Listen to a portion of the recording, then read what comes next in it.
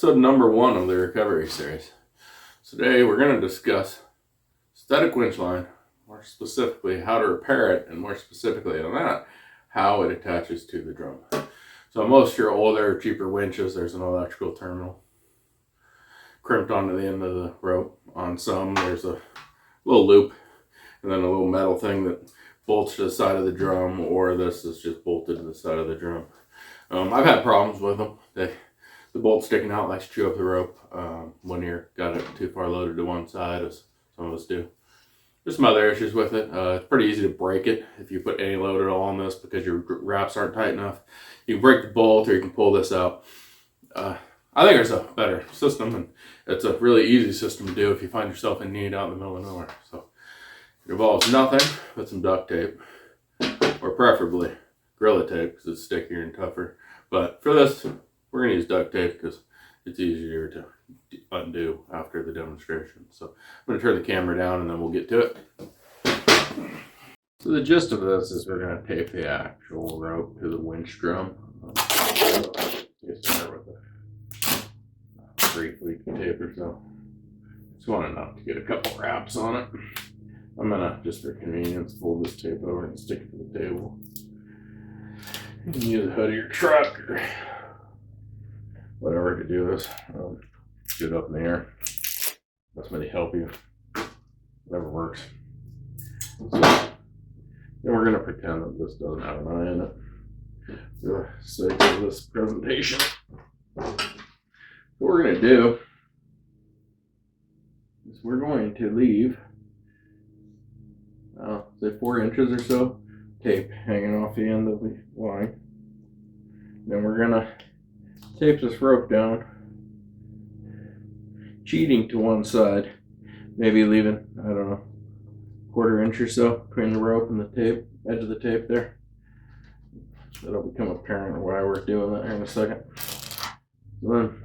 So you can see, I'll try to move this way without hosing it up completely. So then if you have your winch drum, all you do is take the tape this right to the edge, close as you can, maybe overlap on the vertical edge on the winch drum a little bit. And we're just going to power our winch while we hold the rope. Pretend this is the edge. And then we're just going to go ahead and wind it, just like we normally would a winch line. You can kind of smush the tape down. And the principle behind this is that as it goes over, this rope is kind of locking this tape down.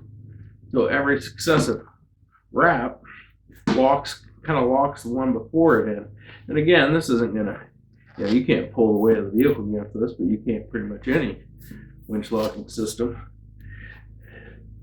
This is just to keep from spinning. I've ran this for years on the same rope.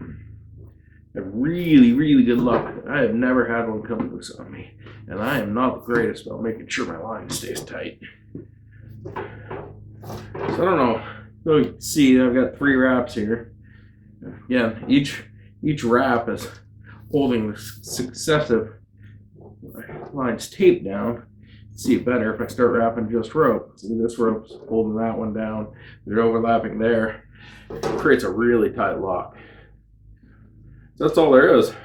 Nothing but tape. You can get your line spool back on your drum out in the field. While we're on the topic of winch line, though, that loop in the other end of the line, sometimes at both ends of the line, is called a locking Brummel splice, is the splice that makes that loop.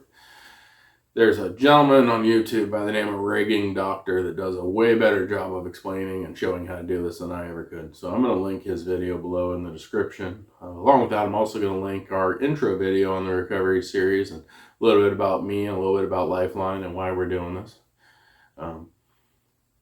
Drive fast, take chances, try to be a positive force in the world. And thanks for watching. Have a great day.